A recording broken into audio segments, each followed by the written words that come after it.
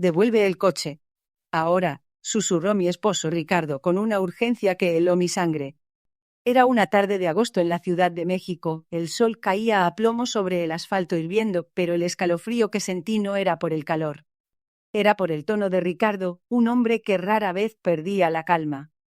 Lo miré, confundida, mientras el motor del Audi que acababa de comprarle a mi hermana Sofía seguía encendido frente a nuestra casa en Coyoacán. Ella me lo había vendido a un precio ridículo, casi regalado, una ganga que me parecía imposible de rechazar. ¿Devolverlo? ¿Por qué? Lo que no sabía en ese instante, mientras la duda me carcomía, era que esa simple frase de Ricardo iba a desenterrar una red de engaños tan profunda, tan oscura, que haría que nuestra vida, la vida que creíamos perfecta, se desmoronara por completo. Una traición que venía de la persona menos esperada, alguien a quien yo consideraba mi confidente, mi familia. Si supiera lo que estaba a punto de descubrir, lo que se ocultaba detrás de esa ganga, nunca habría tocado ese coche. Ricardo, un ingeniero civil con una mente tan aguda como su mirada, no me dio explicaciones en ese momento. Solo repitió, con una firmeza que no admitía réplicas: «Confía en mí. Devuélvelo. Es lo único que nos salvará». Y contra todo instinto, contra la lógica que me decía que Sofía jamás me haría daño, decidí confiar en él. Esa decisión, tomada en un instante de pánico y fe ciega, nos lanzó a una espiral de secretos, venganza y verdades dolorosas que jamás imaginé. ¿Alguna vez han sentido que el suelo bajo sus pies se abre y los traga enteros? Así me sentí yo cuando Ricardo, con una expresión de dolor que aún me persigue, me mostró la primera pieza del rompecabezas. No era solo el coche. Era el dinero, el legado de mis padres, una herencia que se había esfumado como humo. Sofía, mi propia hermana, había estado manipulando nuestras finanzas durante años, vaciando nuestras cuentas, utilizando el dinero de la herencia para financiar una vida de lujos y mentiras. El Audi era solo la punta del iceberg, una distracción para ocultar el verdadero alcance de su traición. La humillación, la rabia, la sensación de haber sido utilizada y traicionada por alguien de mi propia sangre me consumieron. Mi corazón latía con la fuerza de un volcán a punto de estallar. Quería justicia. Quería que Sofía pagara por cada mentira, por cada centavo robado, por cada noche de insomnio que me había causado. Pero Ricardo me detuvo antes de que mi ira me cegara por completo. «La venganza se sirve fría, mi amor», me dijo con una frialdad que me asombró. «Y nosotros la vamos a servir helada». Lo que van a escuchar es la historia de cómo dos personas traicionadas por la avaricia y la envidia planearon una venganza que ni la más retorcida de las telenovelas mexicanas podría superar. Cómo, con paciencia y astucia, desentrañamos cada engaño, cada fraude, y cómo, paso a paso, arrastramos a Sofía ante la justicia, no solo la legal, sino una justicia mucho más personal. Prepárense, porque esta historia los hará cuestionar en quién pueden confiar, incluso en su propia familia. Lo que sucedió después de que devolví ese coche fue una guerra silenciosa, una batalla de voluntades donde la verdad era el arma más poderosa. Y el final, créanme, es algo que nadie, ni siquiera Sofía, pudo haber anticipado. Era el amanecer más frío que había sentido en años, un frío que se colaba por las rendijas de la ventana y se me metía hasta los huesos, pero no era el aire helado lo que me hacía temblar. Era el miedo. Mi nombre es Sofía, y mi vida, la que creía tener construida con tanto esfuerzo y amor, se estaba desmoronando justo frente a mis ojos, como un castillo de arena arrastrado por la marea alta. La luz grisácea apenas comenzaba a filtrarse por las cortinas, pintando sombras largas en el modesto departamento que compartía con Ricardo en la Ciudad de México. El aroma a café recién hecho que solía reconfortarme, ahora me sabía amargo. Ricardo, mi esposo, el hombre con el que había compartido casi una década de mi vida, estaba de pie junto a la mesa, con la espalda hacia mí, su figura tensa y rígida. El silencio entre nosotros era un eco de las palabras que habíamos intercambiado la noche anterior, palabras que aún me punzaban como astillas. «Devuelve el coche, Sofía». Ahora, había susurrado, su voz era un hilo apenas audible, pero con una autoridad que nunca le había escuchado. Yo estaba confundida. Era el coche que con tanto sacrificio habíamos comprado, el que nos permitía movernos por el caótico tráfico de la ciudad, el que usábamos para visitar a mi madre en el Estado de México. No entendía por qué, de repente era una amenaza. La noche anterior, Ricardo había llegado a casa con una expresión que no le conocía, una mezcla de terror y resignación. Sus ojos, normalmente llenos de chispa y alegría, estaban hundidos y opacos. Me había arrastrado a la cocina, lejos de los oídos de nuestros vecinos, y me había soltado una verdad que me dejó sin aliento, una verdad que desdibujaba la línea entre la vida que creía conocer y una pesadilla. Había perdido una cantidad impensable de dinero en una inversión que, según él, era segura. No era solo su dinero, era el dinero de nuestros ahorros, el dinero que habíamos juntado para el enganche de una casa propia, el dinero que significaba la seguridad de nuestro futuro. Peor aún, no era solo nuestro dinero. Había involucrado a su primo, Jorge, en el mismo esquema, prometiéndole ganancias exorbitantes. Y ahora, el dinero había desaparecido. No había rastro de él. Lo que Ricardo no me había dicho entonces, y lo que descubrí por sus balbuceos aterrorizados, era que ese dinero no era solo de ellos. Era de gente peligrosa, muy peligrosa. Son personas que no se andan con juegos, Sofía, me había dicho, su voz temblaba. Si no les pagamos, estamos muertos. Literalmente. El coche, mi coche, nuestro coche, era lo único que teníamos de valor inmediato, lo único que podría mitigar la deuda, aunque fuera una gota en el océano de lo que debíamos. Me sentía traicionada. Traicionada por su silencio, por su imprudencia, por haber arriesgado todo lo que habíamos construido sin consultarme. Una oleada de resentimiento me invadió, un fuego frío que se extendía por mi pecho. ¿Cómo pudo Sofía ser tan ciega? ¿Cómo pudo Ricardo, mi Ricardo, habernos metido en este infierno? Ahora, al amanecer, el miedo se mezclaba con una rabia sorda. Me levanté de la cama, mis pies descalzos tocaron el suelo frío. Ricardo se giró al escuchar mi movimiento. Sus ojos se encontraron con los míos, llenos de súplica. Confía en mí, Sofía, repitió, su voz apenas un susurro. Es la única forma. Una parte de mí quería gritarle, golpearle, exigirle respuestas. Pero otra parte, una más pequeña y asustada, sabía que estábamos en esto juntos. Su mirada desesperada me decía que él también estaba aterrado. Había una urgencia en su voz que me heló la sangre. El destino de Sofía y el de Ricardo pendía de un hilo. El coche era solo el principio. Y yo, Sofía, no sabía si estábamos a punto de salvarnos o de cavar nuestra propia tumba. El frío de la madrugada se colaba por la ventana, pero el verdadero escalofrío me lo producía la mirada de Ricardo, una mezcla de desesperación y una extraña determinación. No era el Ricardo que conocía, el hombre risueño y optimista que siempre encontraba la forma de ver el lado bueno de las cosas. Este Ricardo era un desconocido, un hombre acorralado por algo que aún no lograba comprender del todo. Mi corazón latía desbocado, resonando en mis oídos como un tambor de guerra. ¿Qué pasó, Ricardo? ¿De qué estás hablando? Le pregunté, mi voz apenas un susurro, temiendo la respuesta. Él se pasó una mano por la cara, el cansancio grabado en cada línea de su rostro. Sus ojos se encontraron con los míos, y en ellos vi un abismo. No eran solo los ahorros lo que había perdido, lo intuía. Había algo más oscuro, algo que lo había transformado de mi esposo en un espectro. No es solo el dinero, Sofía, dijo, su voz ronca, casi inaudible. Es mucho peor. Me metí con la gente equivocada. Creí que era una oportunidad, un atajo para darte la vida que mereces, para que tu madre no tuviera que preocuparse más. Pero me engañaron, me tendieron una trampa. Cada palabra era un puñal que se clavaba en mi pecho. ¿Engañado? ¿Trampa? ¿Qué clase de atajo implicaba perder todo lo que teníamos? La rabia comenzó a bullir dentro de mí mezclada con una punzada de miedo. ¿Quiénes eran esas personas? ¿Qué tan profundo era el hoyo en el que nos habíamos metido? ¿Quiénes son? Dime, Ricardo, ¿con quién te metiste? Insistí, mi voz ahora más firme, aunque mis manos temblaban. Él dudó, sus ojos esquivando los míos.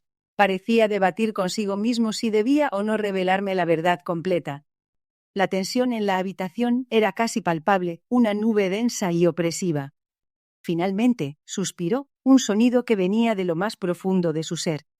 Es él, doctor Sofía, el tipo que me presentó a la inversión. Prometió ganancias imposibles, un retorno que nos sacaría de todos nuestros problemas. Parecía tan convincente, tan legítimo. Hablaba de contactos importantes, de negocios en el extranjero. Caí como un tonto. El doctor. El nombre se sintió como una piedra en mi boca.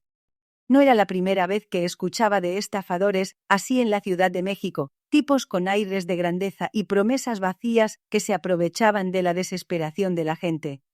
Pero nunca imaginé que Ricardo, tan cauto y sensato, caería en una red así.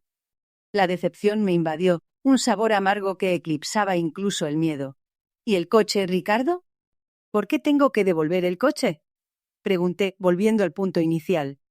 Era lo único tangible que nos quedaba de nuestros sueños, el símbolo de nuestra independencia, porque es lo único que les queda por quitarme, Sofía. El doctor no solo se llevó el dinero. Me hizo firmar unos papeles, unas cláusulas que no entendí bien en ese momento. Era una garantía.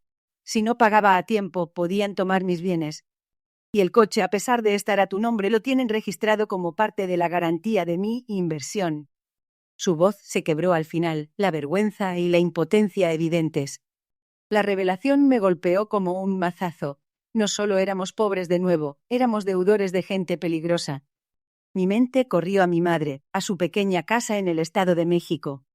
¿Estaba ella a salvo? ¿Podrían ir tras ella también? La idea de que mi madre pudiera estar en peligro por las decisiones de Ricardo encendió una chispa de resentimiento en mí. ¿Cómo pudiste ser tan irresponsable, Ricardo?, le espeté, mi voz cargada de ira. Pensaste solo en ti.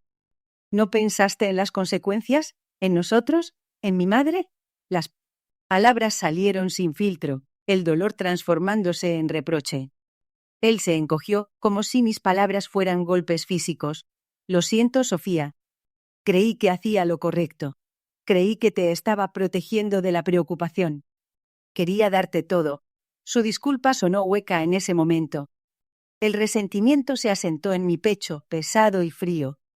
Me sentía traicionada, no solo por el doctor, sino por Ricardo. Había tomado una decisión que nos ponía en un peligro inminente, y lo había hecho a mis espaldas, con nuestro futuro como moneda de cambio. ¿Y qué hacemos ahora, Ricardo? ¿Simplemente entregamos lo poco que nos queda y nos quedamos esperando a ver qué más nos quitan?, pregunté, la amargura en mi voz palpable. Él levantó la vista, y en sus ojos, a pesar del miedo, vi algo nuevo. Una chispa. No vamos a quedarnos de brazos cruzados. Pero para eso, necesito que confíes en mí, Sofía. Necesito que hagas exactamente lo que te pido, sin preguntar. El coche es el primer paso. Tenemos que ganar tiempo. Y no podemos hacerlo si no estamos en esto juntos. La propuesta era una locura. ¿Confiar en el hombre que nos había metido en este lío? Pero su desesperación era tan real, tan palpable, que una parte de mí se inclinó a creerle. El destino de Sofía y el de Ricardo pendía de un hilo. El coche era solo el principio. Y yo, Sofía, no sabía si estábamos a punto de salvarnos o de cavar nuestra propia tumba, pero una cosa era segura: el resentimiento era solo el comienzo de una historia mucho más oscura. La orden de Ricardo resonó en mi cabeza, una melodía disonante que no encajaba con el hombre que conocía. «Devuelve el coche, Sofía». Ahora. La urgencia en su voz me heló la sangre, pero mi resentimiento se interpuso, una barrera de orgullo y miedo. ¿Cómo podía pedirme eso después de la locura en la que nos había metido? El coche no era solo un medio de transporte, era un símbolo de nuestra escasa estabilidad, de los sacrificios que habíamos hecho. Devolverlo era admitir la derrota, era hundirnos aún más en el abismo. El sol de la mañana se filtraba por la ventana, revelando el polvo acumulado en los muebles, un reflejo de la desorganización que se había apoderado de nuestras vidas. Ricardo me observaba, sus ojos suplicantes, pero también con una dureza que nunca le había visto. «No tenemos opción, Sofía», murmuró, su voz apenas un susurro, pero cada palabra era un martillo golpeando mi voluntad. «Ellos saben dónde vivimos. Saben del coche. Es la única forma de que nos den tiempo». El ellos flotaba en el aire como una amenaza invisible, una sombra que se cernía sobre nosotros. ¿Quiénes eran? ¿Qué tan profundo era el agujero en el que Ricardo nos había metido? Las preguntas se agolpaban en mi mente, pero el miedo me paralizaba. La inversión segura de Ricardo, esa que nos había prometido un futuro holgado, se había revelado como una estafa, un engaño cruel que había evaporado no solo nuestros ahorros, sino también el dinero que habíamos tomado prestado de fuentes, digamos, poco convencionales. Mi mente corrió hacia la conversación de la noche anterior. Ricardo, pálido y tembloroso, me había confesado que había recurrido a prestamistas informales, a esos que operan en las sombras de la Ciudad de México, donde las reglas del juego son brutales y la misericordia es una palabra desconocida. La tasa de interés era exorbitante, los plazos imposibles y las consecuencias de no pagar, aterradoras. Había hipotecado nuestro futuro, nuestra seguridad, por una quimera. La imagen de mi madre, enferma y dependiente de nuestra ayuda, cruzó por mi mente. ¿Qué es? ¿Sería de ella si algo nos pasaba? El resentimiento se mezcló con un pánico frío. Miré a Ricardo, a ese hombre que amaba, pero que ahora sentía como un extraño. Su desesperación era genuina, palpable, pero no borraba la magnitud de su error. ¿Y qué pasa si lo devolvemos y no nos dan ese tiempo? ¿Si solo es una trampa para dejarnos sin nada? Mi voz temblaba, apenas audible. Ricardo se acercó, sus manos tomaron las mías, frías y temblorosas. Confía en mí, Sofía. Esta vez, confía en mí. Es la única carta que nos queda. Sus ojos, antes llenos de alegría, ahora reflejaban un abismo de culpa y terror. En ese momento, a pesar de mi rabia y mi miedo, algo en su mirada me hizo ceder. No era la confianza ciega de antes, era una fe desesperada en la única persona que tenía a mi lado en medio de este caos. Ese mismo día, con el corazón encogido y la garganta seca, conduje el coche hasta un estacionamiento desolado en las afueras de la ciudad, siguiendo las instrucciones crípticas que Ricardo había recibido. El sol de la tarde caía a plomo, calentando el asfalto, pero yo sentía un frío gélido en el pecho. Las manos me temblaban al entregar las llaves a un hombre con una mirada vacía, sin mediar palabra. No había recibo, no había promesa, solo la sensación de que acabábamos de entregar una parte de nuestras vidas al vacío. Al regresar a casa en un taxi destartalado, el silencio en el departamento era ensordecedor. La ausencia del coche en el estacionamiento era un recordatorio constante de nuestra vulnerabilidad. Ricardo me esperaba, su rostro tenso. Dijeron que nos darían una semana, anunció, su voz apenas un suspiro de alivio. Una semana. 7 días para encontrar una solución para escapar de la telaraña en la que Ricardo nos había enredado. Pero la semana pasó volando, cada día, y a una cuenta regresiva hacia lo desconocido. Ricardo se encerró en sí mismo, devorado por la culpa y el miedo. Yo sentía una mezcla de compasión y una ira profunda. Habíamos perdido el coche, nuestros ahorros, y ahora la poca paz que nos quedaba. La tensión en el departamento era tan densa que se podía cortar con un cuchillo. Las noches eran una tortura, el insomnio mi compañero constante mientras mi mente giraba en círculos, buscando una salida, una venganza, una forma de recuperar lo que nos habían arrebatado. El resentimiento no había desaparecido, se había transformado en una llama lenta pero constante, alimentada por cada minuto de incertidumbre. La historia oscura de Ricardo y Sofía apenas comenzaba a desvelarse, y yo sabía que para salir de esto tendría que desenterrar secretos, enfrentar peligros, y quizás convertirme en alguien que nunca imaginé ser. La desesperación se estaba gestando, transformándose en una determinación fría. La determinación fría se había asentado en mí, una capa de hielo sobre el miedo que antes me paralizaba. La historia de Ricardo, desvelada a medias, me había dejado con más preguntas que respuestas, pero una certeza crecía en mi interior. No podía quedarme de brazos cruzados. Había algo más detrás de su pánico, algo que él no se atrevía a decir, y yo necesitaba desenterrarlo. El coche era solo la point del iceberg. Los días siguientes se convirtieron en una búsqueda silenciosa. Mientras Ricardo se sumergía en un mutismo aún más profundo, yo comencé a rastrear cada pequeña pista. Revisé sus llamadas, sus mensajes, sus movimientos recientes. Cada detalle, por insignificante que pareciera, era una pieza de un rompecabezas oscuro. Descubrí números desconocidos que se repetían en su historial, direcciones que no reconocía y transacciones bancarias sospechosas. El nudo en mi estómago se apretaba con cada hallazgo. Un nombre en particular empezó a aparecer con una frecuencia alarmante: el tiburón. No era un apodo cariñoso, sino uno que evocaba depredación y peligro. Ricardo lo había mencionado una vez, con un escalofrío en la voz, cuando creyó que yo estaba dormida. Ahora ese nombre estaba ligado a sus transacciones más grandes y a las llamadas más largas. La curiosidad se transformó en una obsesión. Una tarde, mientras Ricardo estaba en el trabajo, encontré un pequeño cuaderno escondido bajo una tabla suelta en el piso de nuestro closet. Era viejo, con las páginas amarillentas y escrito con la letra de Ricardo, pero no era su caligrafía habitual. Era más nerviosa, como si hubiera sido escrito a toda prisa. Las primeras páginas eran ininteligibles, garabatos y números, pero al final encontré una serie de fechas y cantidades, culminando en una cifra astronómica. Debajo, una dirección. Mi corazón dio un vuelto. Esa dirección no era la de ninguna oficina o banco. Era una zona conocida por sus bodegas abandonadas en las afueras de la ciudad, un lugar que la gente evitaba al caer la noche. La adrenalina me invadió. No podía esperar a que Ricardo regresara. Sentía una urgencia, una necesidad imperiosa de saber la verdad, de entender qué demonios estaba pasando. Sin pensarlo dos veces, tomé las llaves del coche, el mismo coche que Ricardo me había exigido devolver. El mismo coche que se había convertido en el centro de nuestra pesadilla. Mientras conducía por el caótico tráfico de la Ciudad de México, el resentimiento que había sentido se transformó en una rabia helada. ¿Cómo había podido ocultarme algo tan grave? ¿Cómo había puesto en riesgo todo lo que habíamos construido? La confianza, antes rentable, se había roto en 1000 pedazos.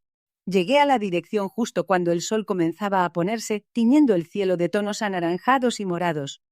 La zona era desolada, con grafitis cubriendo las paredes de las bodegas y un silencio ominoso que solo rompía el viento. Estacioné el coche a una distancia prudente y me acerqué a pie, mi corazón latiendo como un tambor de guerra. La bodega principal tenía un candado oxidado en la puerta, pero una de las ventanas laterales estaba rota. Me asomé con cautela, la oscuridad del interior engullendo la poca luz del atardecer. El olor a humedad y metal oxidado me golpeó.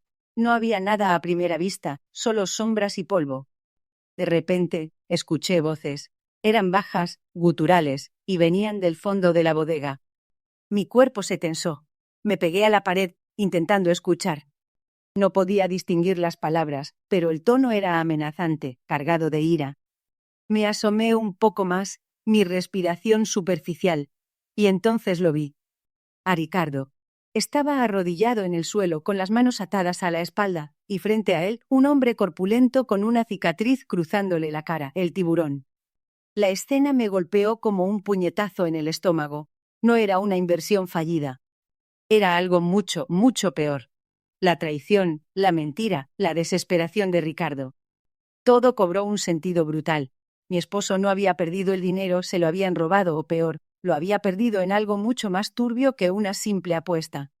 Y ahora estaba pagando las consecuencias. El miedo se había ido, reemplazado por una furia ardiente. No permitiría que Ricardo se hundiera solo. No permitiría que el tiburón saliera impune. La noche de la confrontación final se cernía sobre la Ciudad de México con una densidad opresiva, el aire cargado no solo de la habitual contaminación, sino de una tensión palpable que me erizaba la piel. Ricardo se había transformado. Ya no era el hombre asustado y quebrado de hacía unas semanas. En sus ojos ardía una determinación fría, calculada, que me asustaba y a la vez me infundía una extraña confianza. Habíamos pasado días, semanas, tejiendo la red, moviendo las piezas en este tablero de ajedrez macabro que el tiburón había iniciado. Cada llamada, cada encuentro furtivo, cada dato recabado en las sombras nos acercaba a este momento. El plan de Ricardo era audaz, rozando la locura, pero era el único camino que veíamos para desmantelar la operación del tiburón sin terminar nosotros mismos bajo tierra. Consistía en una trampa, un cebo irresistible, una supuesta nueva inversión tan jugosa que incluso un depredador como él no podría resistirse. La información cuidadosamente filtrada a través de contactos que Ricardo había cultivado en sus días de bonanza llegó a oídos del tiburón como un rumor tentador, una promesa de ganancias exorbitantes que disimularían cualquier sospecha sobre su origen. Yo era una pieza clave en el engaño. Mi papel era interpretar a la inversionista inocente, la mujer de negocios ingenua pero ambiciosa que había caído en la red de Ricardo y ahora buscaba expandir sus horizontes. Me había preparado meticulosamente, estudiando jerga financiera, adoptando una postura de falsa confianza, ensayando cada gesto. Ricardo me había dicho una y otra vez que mi actuación debía ser impecable, que cualquier atisbo de duda arruinaría todo. El miedo, sin embargo, se había disipado, reemplazado por la adrenalina pura de la venganza. El encuentro se pactó en un restaurante de Polanco, un lugar elegante y concurrido, ideal para la discreción que necesitábamos.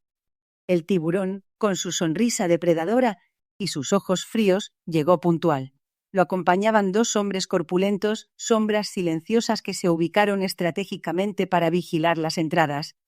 Ricardo y yo ya estábamos sentados, la mesa servida con una botella de vino tinto y copas que reflejaban las luces del candelabro.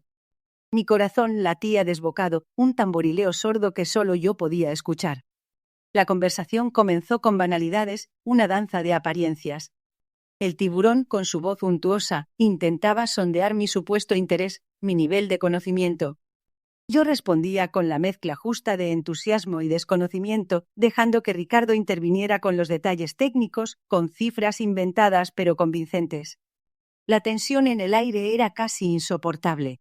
Cada palabra era una cuerda que se tensaba, cada mirada un duelo silencioso. En un momento dado, Ricardo deslizó un sobre bajo la mesa supuestamente conteniendo los documentos de la inversión. El tiburón lo tomó con una lentitud exasperante, sus ojos escaneando el contenido con una avidez apenas disimulada.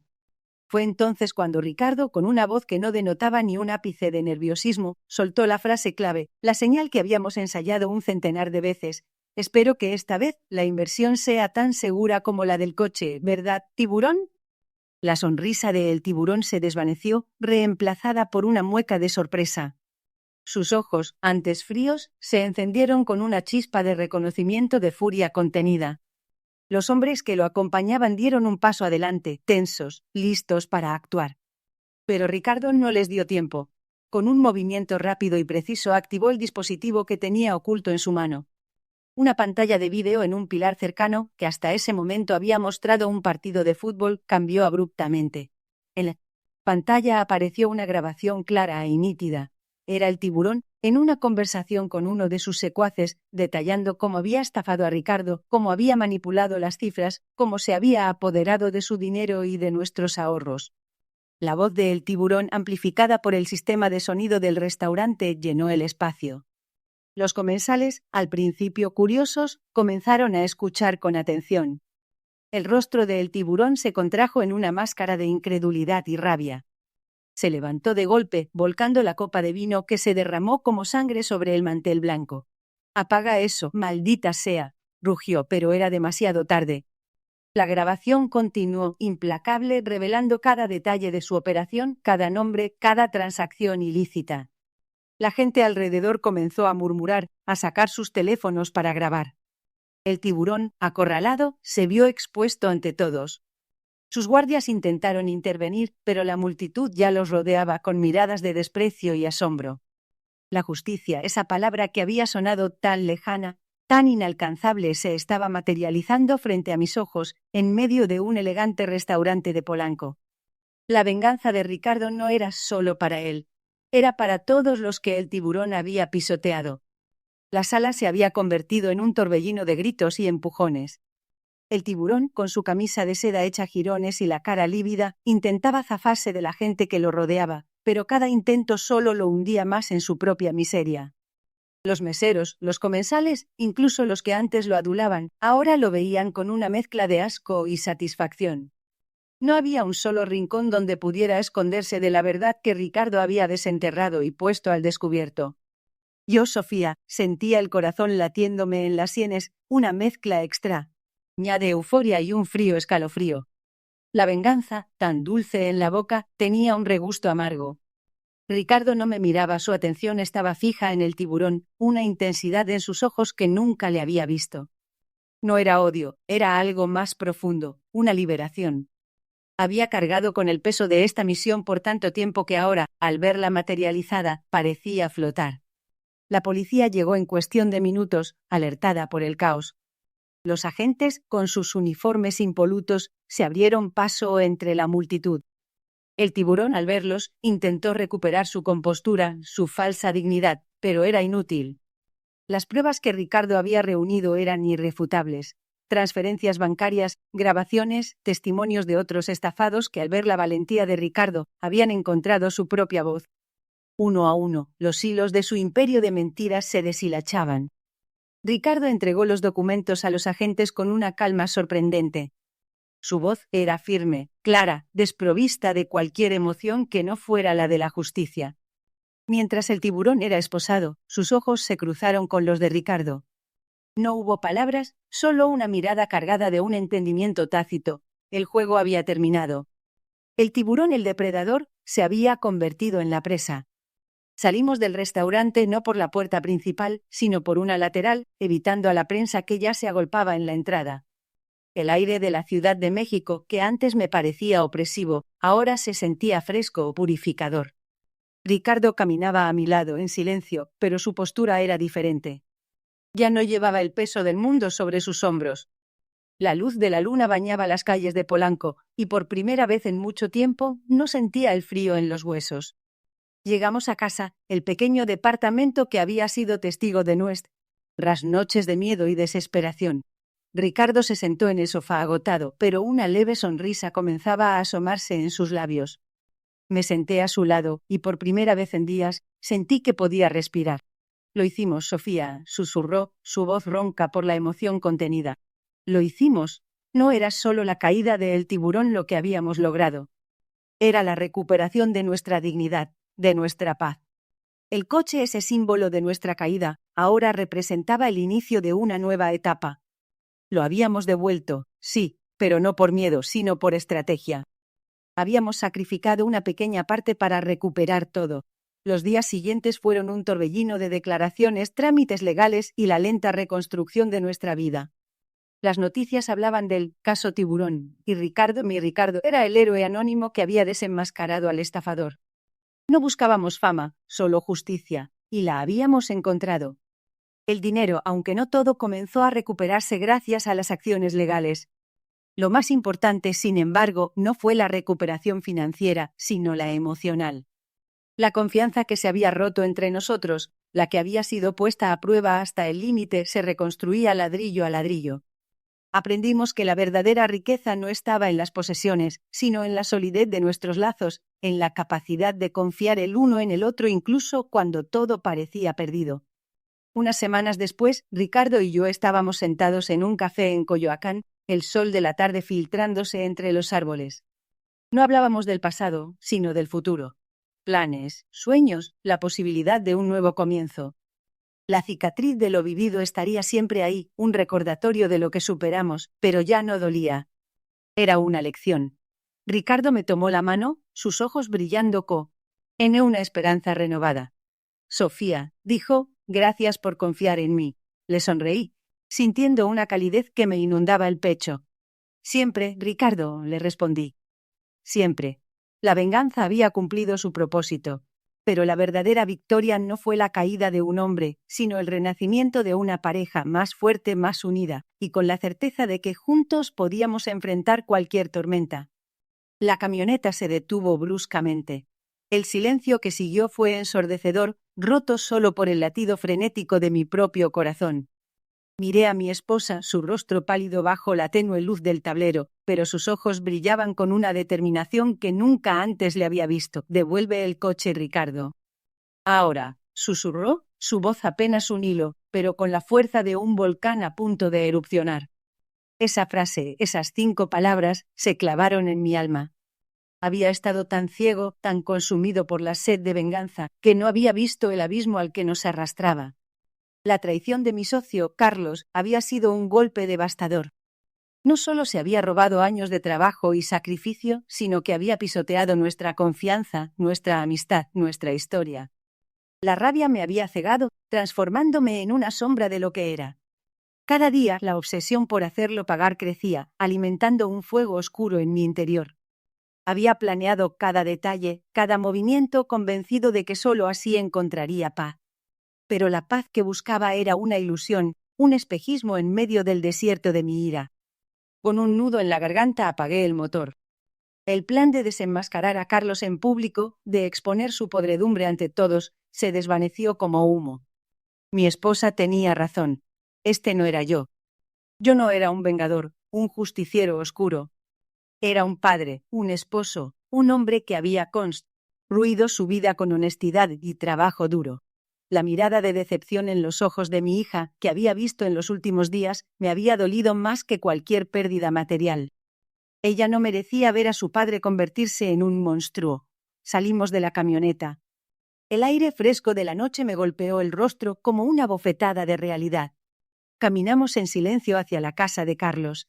Mi corazón seguía latiendo con fuerza, pero ya no era por rabia, sino por una mezcla de nerviosismo y una extraña sensación de liberación. Cuando Carlos abrió la puerta, su sonrisa se congeló al vernos. Sus ojos se abrieron de par en par, revelando una mezcla de sorpresa y miedo. «Ricardo, ¿qué haces aquí?». Su voz temblaba. Mi esposa dio un paso al frente, su voz firme y clara. «Carlos, no venimos a destruir tu vida. Venimos a recuperar la nuestra». Le entregué las llaves de la camioneta. «Aquí está. No vale la pena. No vale la pena perder lo que realmente importa por esto». La confusión en su rostro era palpable. Esperaba un ataque, una confrontación. No esto. La victoria no era humillarlo, sino liberarme de la carga de su traición. Esa noche no hubo gritos ni golpes. Solo una conversación difícil, dolorosa, pero necesaria. Le exigimos lo que nos debía, no por venganza, sino por justicia. Y, sorprendentemente, accedió. El camino de regreso a casa fue diferente. El silencio ya no era de tensión, sino de alivio. La carga que había llevado sobre mis hombros durante tanto tiempo se había disipado. Había aprendido una lección invaluable. La verdadera fuerza no reside en la capacidad de destruir al enemigo, sino en la de perdonar, de reconstruir, de elegir la paz sobre la venganza. Carlos pagó por sus crímenes, no con mi ira, sino a través de la ley. Mi familia estaba a salvo, y mi alma, finalmente en paz. La cicatriz de la traición permanecería, pero ya no me definiría. Había recuperado mi vida y, lo más importante, me había recuperado a mí mismo.